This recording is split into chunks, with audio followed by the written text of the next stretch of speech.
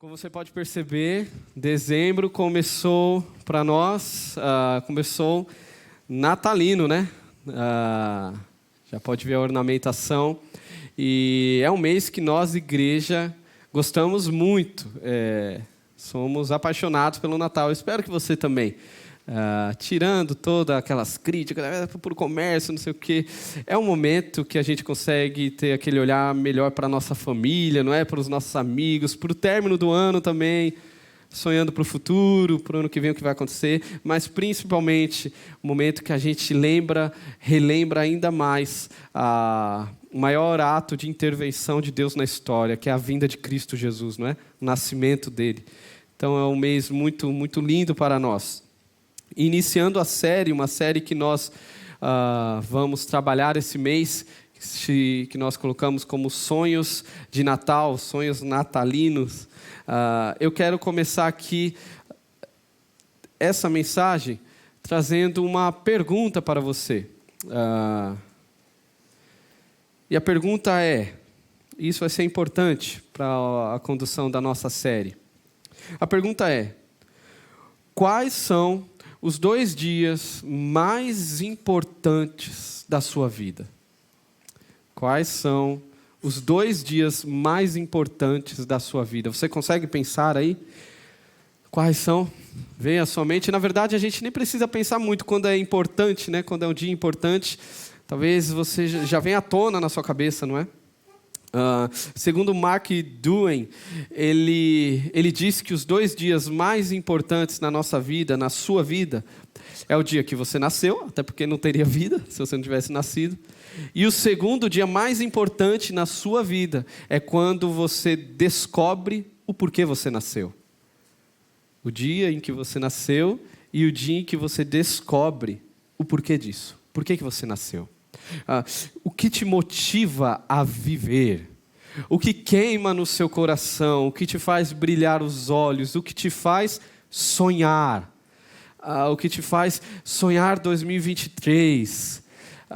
O que te faz guerrear, lutar as dificuldades, enfrentar? Ao mesmo tempo, o que te move a saborear o que tem de bom nessa vida, a desfrutar o que é bom, o que conduz o seu coração, o que move você, o que te impele a isso. E aquilo que você responde, aquilo que vem ao seu coração, com certeza é o ponto de referência da sua vida. Independente do que você pensou, o porquê, na resposta do porquê você nasceu, isso é o ponto que vai fazer com que sua vida esteja em volta, os seus sonhos, aquilo que você constrói, aquilo que você quer construir, seus relacionamentos, tudo em você diz respeito a esse, podemos chamar de centro gravitacional, onde sua vida vai estar ali, circulando. E o apóstolo Paulo, ele vai apresentar qual que é o ponto de referência da vida dele, o que move o apóstolo Paulo, o porquê ele nasceu. E o convite hoje das Escrituras para nós é que venhamos juntamente com Paulo afirmar o mesmo ponto de referência em nossos corações. Por isso eu convido você a abrir a sua Bíblia em Filipenses. Filipenses capítulo 1, versículo 12. Filipenses, capítulo 1, versículo 12.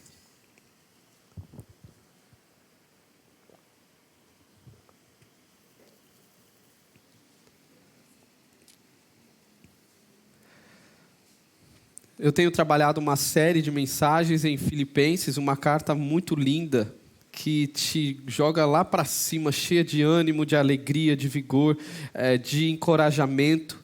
Então, se você deseja, se você não ouviu as mensagens que eu tratei aqui, você pode ir lá no Instagram da igreja, ou no YouTube da igreja, procurar a série ali, Alegria Viva, e aí você vai conseguir acompanhar aí. A minha ideia é continuar trabalhando essa carta aos Filipenses ano que vem, e aos poucos ir descobrindo os tesouros que Deus tem para nós através dessa preciosa carta. Eu quero ler com vocês, então, Filipenses, capítulo 1, verso 12 ao 26. Vamos ler? Quero que saibam, irmãos, que aquilo que me aconteceu tem, ao contrário, servido para o progresso do Evangelho. Como resultado, tornou-se evidente a toda a guarda do palácio e a todos os demais que estou na prisão por causa de Cristo. E os irmãos, em sua maioria, motivados no Senhor pela minha prisão, estão anunciando a palavra com maior determinação e destemor. É verdade que alguns pregam Cristo por inveja e rivalidade, mas outros o fazem de boa vontade. Estes o fazem por amor, sabendo que aqui me encontro para a defesa do Evangelho. Aqueles que pregam Cristo por ambição egoísta, sem sinceridade, pensando que me podem causar sofrimento enquanto estou preso. Mas que importa? O importante é que, de qualquer forma, seja por motivos falsos ou verdadeiros, Cristo está sendo pregado e por isso me alegro. De fato, continuarei a alegrar-me, pois sei o que me aconteceu, sei que o que me aconteceu resultará em minha libertação, graças às orações de vocês e ao auxílio do Espírito de Jesus Cristo. Aguardo ansiosamente e espero que em nada serei envergonhado. Ao contrário, com toda a determinação de sempre, também agora Cristo será engrandecido em meu corpo, quer pela vida, quer pela morte. Porque para mim o viver é Cristo e o morrer é lucro. Caso continue vivendo no corpo, terei fruto do meu trabalho. E já não sei o que escolher. Estou pressionado dos dois lados. Desejo partir e estar com Cristo, o que é muito melhor. Contudo, é mais necessário por causa de vocês que eu permaneça no corpo. Convencido disso, sei que vou permanecer e continuar com todos vocês para o seu progresso e alegria na fé, a fim de que pela minha presença, outra vez, a exultação de vocês em Cristo Jesus transborde por minha causa. Vamos orar? Senhor, te louvamos pela riqueza da tua palavra que chega a nós hoje. Como somos gratos pela tua palavra. Que o Senhor ilumine o nosso coração, que o Senhor torne cativo a nossa mente, a nossa atenção para ouvir o que o Senhor tem a nos dizer e principalmente que o Senhor nos transforme por meio da tua palavra, pelo poder que há no nome de Jesus. Amém. Amém. Irmãos, Paulo aqui, ele vai nos mostrar,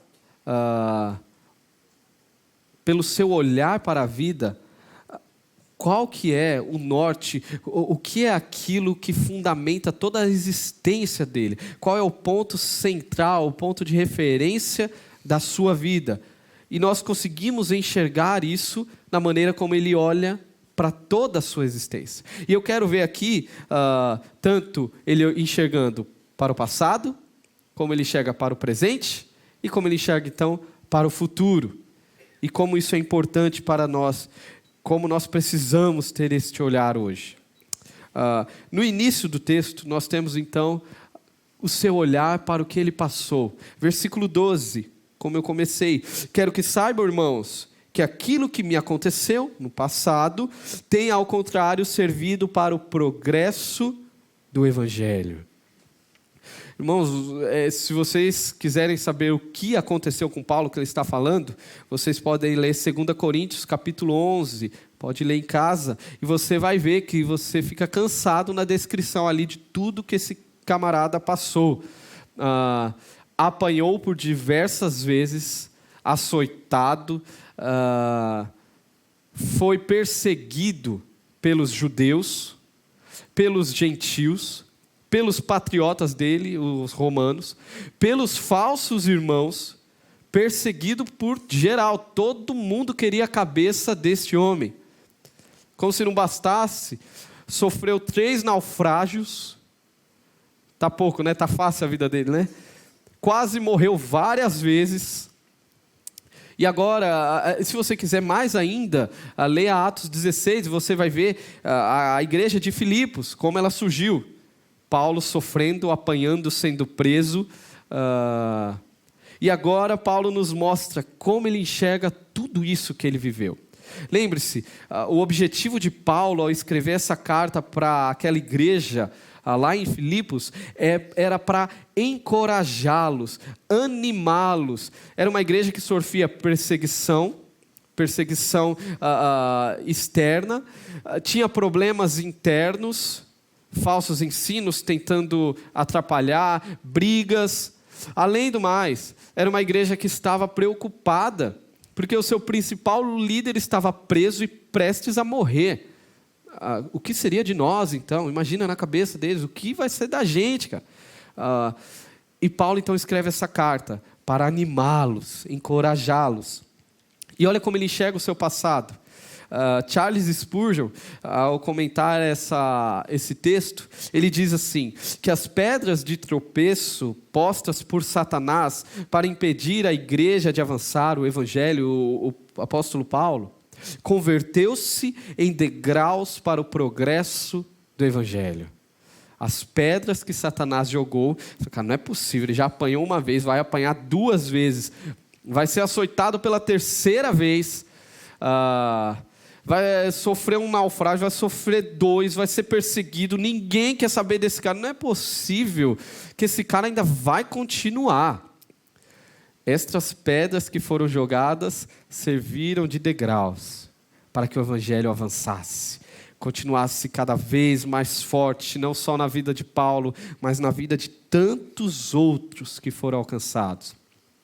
Esse movimento não acontece só com Paulo. Se você olhar para a Bíblia, é com geral. Israel passou por isso. Jó, quem não lembra da história de Jó? Davi, Jeremias é um caso que eu acho muito interessante, muito bonito. Jeremias, no seu livro, no capítulo 38, nos fala que ele foi lançado a uma cisterna, jogado em um poço. Tenta imaginar aí o que é ser jogado em um poço e ficar lá, preso, no escuro, tomando chuva, tomando sol, abandonado ali. Imagine aí que experiência que é essa. Só que o que a gente vê em Lamentações, que o livro que Jeremias também escreveu, uma das afirmações mais gloriosas da Escritura, quando ele diz ao Senhor, grande é a sua fidelidade, meu Senhor. Olha isso, cara. Um cara que foi jogado, o cara que estava lá, abandonado numa cisterna, consegue olhar para o Senhor e afirmar isso. Grande é a sua fidelidade. Às vezes o nosso conceito de Deus é fiel, ele é meio confuso, não é? Como se a fidelidade de Deus tivesse compromisso com uma vida 100% positiva. E não. Esses homens entenderam isso. Não só Jeremias, a gente vai para os apóstolos, todos sofrendo baita perrengue, perseguição e tudo mais. Igreja primitiva, o evangelho surgindo, perseguição, Nero, matando a rodo vários cristãos, famílias sendo mortas, mãe e filha, mulheres grávidas sendo mortas, sendo estupradas simplesmente por confessarem, afirmarem que Jesus é Deus. E se a gente vai no decorrer da história, isso não muda. Reforma protestante, homens sendo jogados na fornalha, na fogueira, por confessarem a suficiência da obra de Cristo, por confessarem Jesus exclusivamente como Senhor. Degraus que parecem ou pedras que serviriam para acabar com um plano chamado igreja, que simplesmente Deus usou como uma flecha para inflamar ainda mais o coração desses homens e mulheres santos. Uma pergunta que a gente precisa fazer aqui já. Como que nós enxergamos nosso passado? Como você enxerga as suas dores? As suas dificuldades? Aqueles momentos em que a gente olha e fala assim, cara, onde estava Deus? Olha o que eu passei. Por que eu? Por que eu sofri isso? Por que eu sofri essa decepção que me marcou tanto? Por que eu fui privado desta forma? Por que eu fui humilhado? Como igreja, principalmente, quando a gente olha por aquilo que passamos. Estudando esse texto, veio à minha mente e sempre vem a figura do pastor Marcelo. É muito interessante quando eu penso na história dele. Se você não conhece a história dele, vale a pena você ter um tempo para conversar com ele, que geralmente ele é o cara que vai nos ouvir, né? Mas é bom nós reservarmos um tempo para conhecê-lo também, conhecer a história dele. E a história dele, ali a sua infância, foi uma história difícil, uma história de muita luta. Eu lembro que quando ele me contava, eu olhando e fico, cara, quanta pedra esse cara levou, velho. É pedra atrás de pedra. E agora eu olho para hoje, depois de tanto tempo, a história, o que a história nos apresenta? Uma igreja com centenas de pessoas. Se você estava no culto único domingo passado, você viu a festa linda, não sei quantas pessoas tinham, 400, 500, não sei, mas aí centenas de pessoas que caminham juntas, que se identificam como Igreja Batista Zona Sul, fruto da obra de Cristo, através do testemunho de um homem que Deus usou as pedras como degraus. E eu sou muito abençoado por essa história. Como que você enxerga o seu passado? Você consegue olhar? Talvez alguns consigam, né? Olha e consegue falar, não, cara, olha, isso tudo que aconteceu me fortaleceu.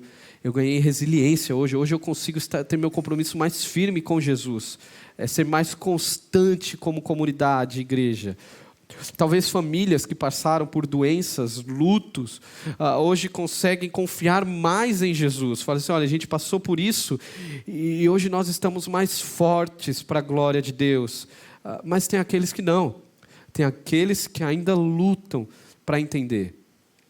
Paulo nos convida até essa ótica, até essa visão para o seu passado. Mas mais difícil, muito mais difícil do que olhar para o passado desta forma, é olhar para o presente, não é?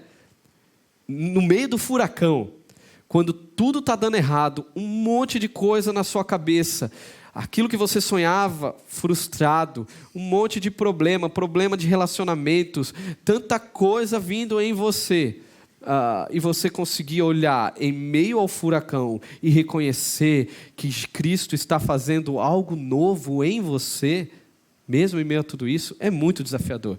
E é a segunda olhar que nós temos aqui no texto, como Paulo olha para o seu presente. E Paulo ele está lidando aí pelo menos com 2 baitas problemas.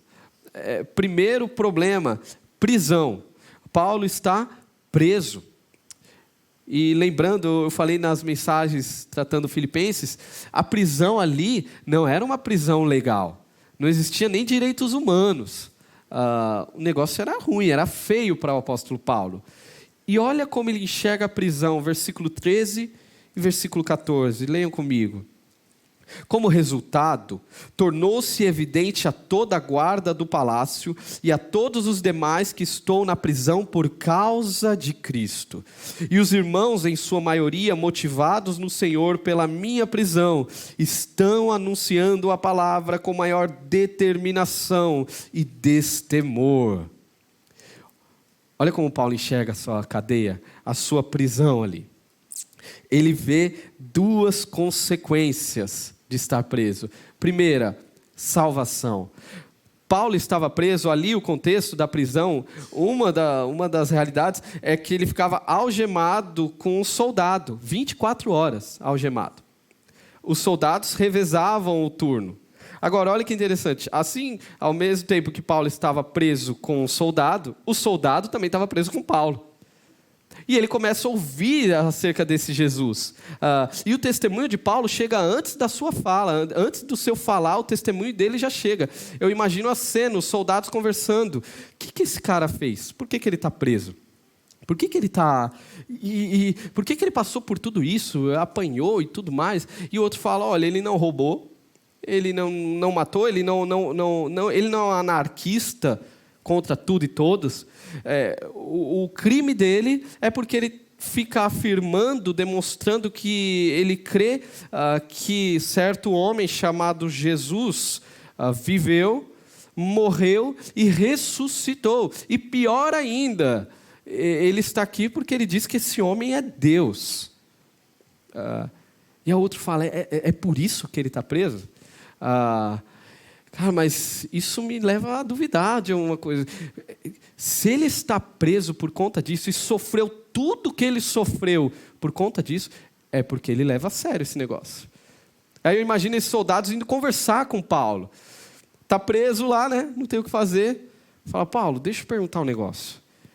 Que história é essa, cara? Por que você está passando por tudo isso? Basta você negar isso. Você era um cara importante na sociedade. E aí Paulo aproveita e começa a testemunhar. E o que começa a acontecer? Salvação. Pessoas sendo salvas. A guarda pretoriana, a guarda do palácio, reconhecendo a Jesus, se tornando discípulos, missionários do Senhor, ali em Roma. Pessoas que Paulo talvez nunca conseguiria alcançar, estavam sendo alcançadas. Mas não só isso, uma segunda consequência, versículo 14, como nós lemos, fortalecimento dos irmãos, salvação onde havia desconfiança e hostilidade, e fortalecimento onde havia temor e covardia. As pessoas que estavam com medo, que eram covardes, agora estão olhando, cara, olha o que Paulo está fazendo, olha tudo que está acontecendo. Eu também vou pregar o evangelho. Não importa as consequências, Deus está fazendo. Eu fico imaginando a gente, já pensou passar por isso? Eu não sei o que Deus tem para o nosso futuro, como igreja, como nação. Eu fico imaginando se em algum momento acontece uma perseguição mais severa. E aí me vem à mente pastor Marcelo pregando aqui um domingo, um dado domingo aí, e ele é preso por conta disso. Imagine aí, vem a polícia, prende o pastor Marcelo. Eu fico me perguntando, domingo que vem, quem estaria no culto? Quem estaria? Levanta a mão quem estaria no culto aí. Melhor não, né? Melhor não se comprometer, né? O pastor preso, cara, o que eu vou fazer domingo que vem? Se ele foi preso, imagina eu, não é? Eu vou com minha família correndo esse risco, eu vou ficar em casa, assisto culto online, não falo mais nada, vida que segue. Agora, imagina o resultado do pastor lá em Alcaçuz, preso, não é? E aí ele manda uma mensagem para nós, fala assim, cara, vocês não sabem o que está acontecendo aqui. Comecei a falar de Jesus, e ele é bem esse tipo, né? Onde ele chega, ele vira pastorzão, né? Começa a pregar, os presos, cara, os presos aqui estão se convertendo, os guardas, a polícia está começando a buscar saber quem é esse Jesus. A Alcaçuz vira outra Ibezona Sul, a filial da Ibezona Sul. Deus está fazendo tantas coisas aqui, você recebe essa carta. Eu acredito que domingo que vem estaríamos todos aqui, não era? Doidos para pregar o evangelho e dispostos a ser presos. Olha o que Deus está fazendo, eu não estou nem aí, cara. E que me leve lá para pregar junto com o pastor Marcelo, faço louvor lá na cadeia e vamos para cima, cara. Deus, Ele está fazendo algo novo, mesmo em meio aos nossos problemas, às dificuldades, o medo. Deus está fazendo, é isso que Paulo está tratando aqui. Paulo está levando um encorajamento à igreja de Jesus. Vamos avançar, a despeito dos problemas, a despeito das perseguições, do que nós temos, do que não temos. Vamos avançar. Olha como Paulo enxerga o seu presente, os seus problemas. Mas não só esse, Paulo também lida com difamação. Se não bastasse estar preso, agora ele vai ser difamado pelos próprios crentes. Veja comigo o versículo 15. 15 a 18. É verdade que alguns pregam Cristo por inveja e rivalidade, mas outros o fazem de boa vontade. Estes o fazem por amor, sabendo que aqui me encontro para a defesa do Evangelho. Aqueles pregam Cristo por ambição egoísta, sem sinceridade, pensando que me podem causar sofrimento enquanto estou preso. Mas que importa? Isso aqui é incrível. Mas que importa? O importante é que de qualquer forma, seja por motivos falsos ou verdadeiros, Cristo está sendo pregado e por isso me alegro. De fato, continuarei a alegrar-me. Paulo recebe a notícia, Paulo, estão falando mal de você, cara. Estão descendo a lei em você, cara.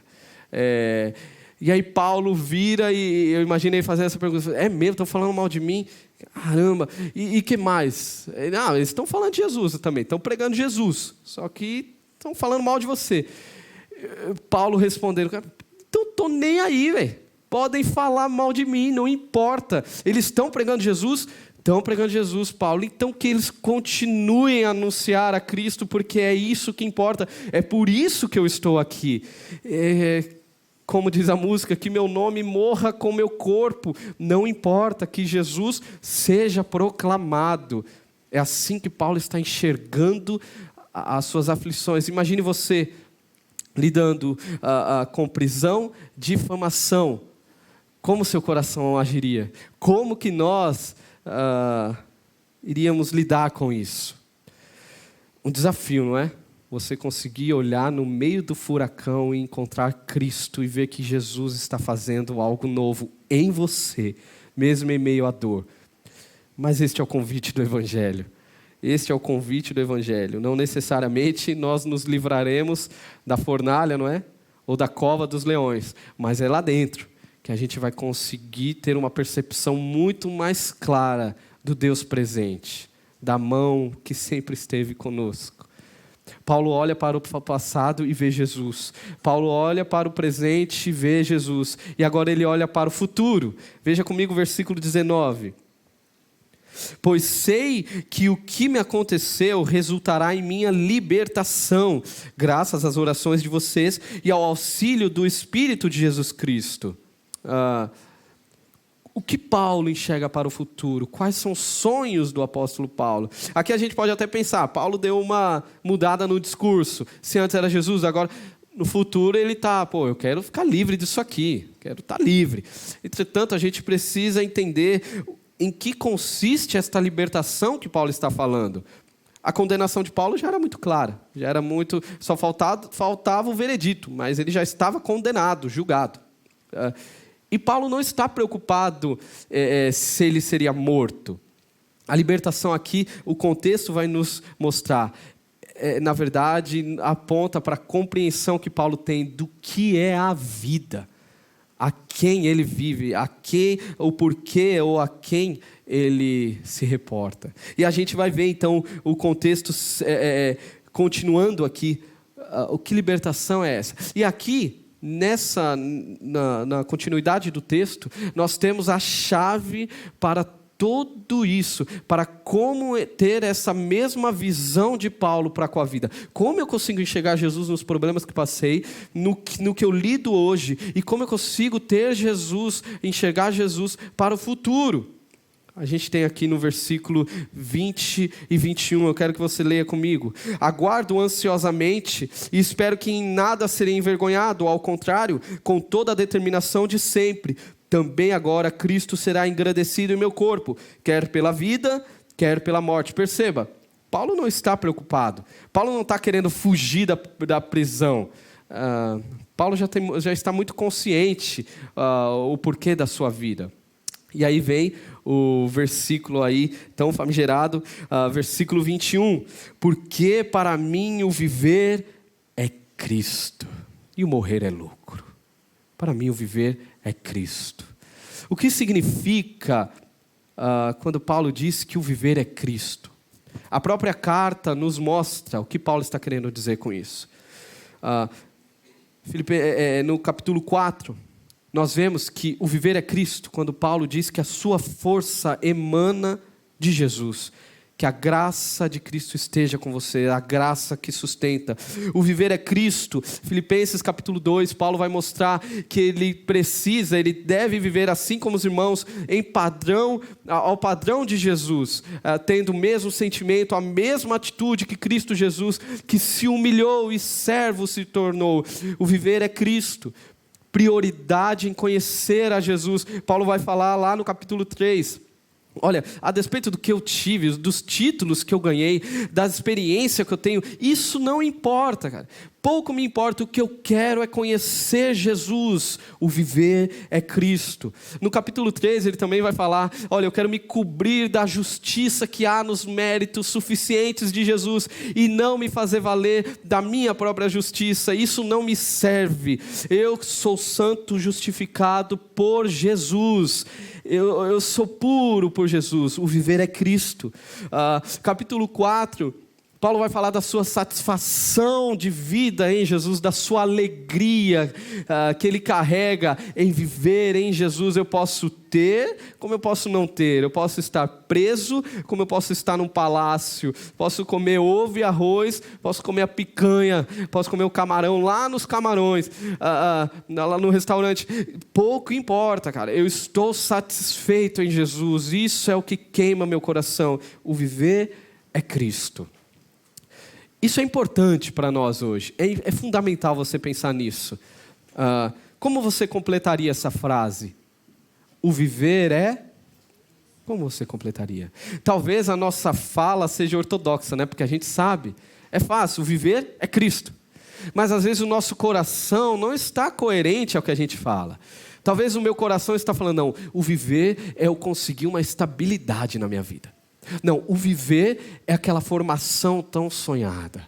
O viver é o meu currículo. O viver é aquela profissão que eu almejo. O viver é aquele relacionamento. O viver é ter aquela namorada, aquele namorado. O viver é me casar. O viver é ter filhos. O viver é ter uma família. O viver é construir um patrimônio. O viver é fazer com que eu seja conhecido na minha área. Sua boca talvez não fale isso, mas seu coração está falando. Cuidado. Minha oração é que eu e você não venhamos desperdiçar a nossa vida. Se nessa construção dessa frase existe algo a mais, se não for exclusivamente o viver é Cristo, nós estamos desperdiçando a vida. Se você completa essa frase pensando em qualquer coisa que não seja Jesus, você caiu num grande desperdício. Sim, eu quero me casar, eu quero construir uma família, mas eu quero me casar com essa pessoa não porque eu amo essa pessoa apenas, é porque eu amo a ideia de viver com essa pessoa para a glória de Jesus. Eu quero ter filhos não por simplesmente ter filhos, é porque eu quero mostrar para os meus filhos a que Deus eu sirvo, mostrar para eles quão grande é o amor de Jesus. Eu quero ter uma boa profissão, conseguir crescer academicamente, intelectualmente, porque eu quero jogar tudo isso no altar de Jesus. Eu quero fazer com que a minha vida seja uma entrega, um aroma suave, um anúncio dos feitos de Deus na história através de Cristo Jesus. Porque Ele veio para nos salvar. Que a sua vida seja um grande louvor a Deus. Que a sua vida de fato complete essa frase.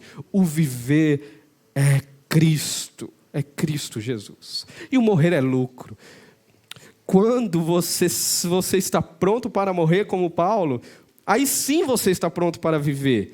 Porque você entendeu, olha, se eu morrer eu vou estar com Jesus, que é o que eu mais quero nessa vida. Então já que eu estou vivendo, eu preciso viver para a glória de Jesus. Então eu vou fortalecer meus irmãos para que eles se pareçam mais com Jesus.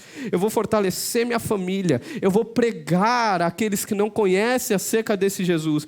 Eu vou usar todas as ferramentas, todos os instrumentos que Deus colocou em minha mão para ser um propagador da mensagem da cruz que me alcançou. Por isso a gente pode voltar para a frase, a pergunta inicial. Os 2 dias mais importantes da sua vida: o dia que você nasceu e o dia em que você descobre o porquê nasceu. Para nós cristãos, o dia que você descobre que nasceu é o dia em que Cristo te alcançou. E aí você olha para frente e diz, é isso a vida. A vida ela não é tão efêmera assim, não é tão sem sentido assim, não é só construir um patrimônio, fazer de tudo para viver o máximo que eu puder e depois morrer tomando remédio e acabou, e enfim, eu vou deixar dinheiro para os meus filhos brigarem, e aí quem sabe eles consigam outro patrimônio, e isso a vida. Não, a vida é Cristo, o viver é Cristo. Que Deus nos leve a essa compreensão. Minha oração é para que os nossos sonhos de 2023 estejam fundamentados em Jesus. Ao planejar aí 2023, lembre-se, coloca lá bem grande, o viver é Cristo. Seja o que for, venha o que vier, dias maus, dias bons, que tudo isso sirva como ferramentas, como degraus, para eu me aproximar ainda mais de quem Deus é. Quero orar com vocês, vamos orar? Senhor, como é precioso quando a gente contempla a Tua palavra. Mesmo escrita 2000 anos atrás, o testemunho de um homem que marcou aquela igreja lá em Filipos, que marcou tantos e tantos em Roma, hoje pode nos levar a nos aproximar ainda mais de Jesus. Senhor, quem dera se o Senhor fizesse isso comigo e com os meus irmãos aqui. Se o Senhor usasse a nossa vida, gastasse a nossa vida exclusivamente para a glória de Jesus. Que sonho, Deus. Que este seja o sonho em nossos corações, que ao sonhar, ao almejar os planos, o que Deus vai fazer conosco no próximo ano, que a máxima, que o mais importante em nosso coração seja viver para Cristo. Senhor, que o Senhor nos ajude nisso, que Cristo seja o centro, que Cristo seja o centro dos relacionamentos, que Cristo seja o centro das nossas famílias, que Cristo seja o centro de todo pensar, de toda a idealização, de todo projeto, e tudo aquilo que não vem do Senhor, por favor, Deus, nos atrapalhe, bagunce a nossa vida, faça o que for necessário, Deus, para que o nosso olhar se volte para quem o Senhor é. Nos ajude, Deus, que venhamos viver para a Tua glória, em nome de Jesus. Amém.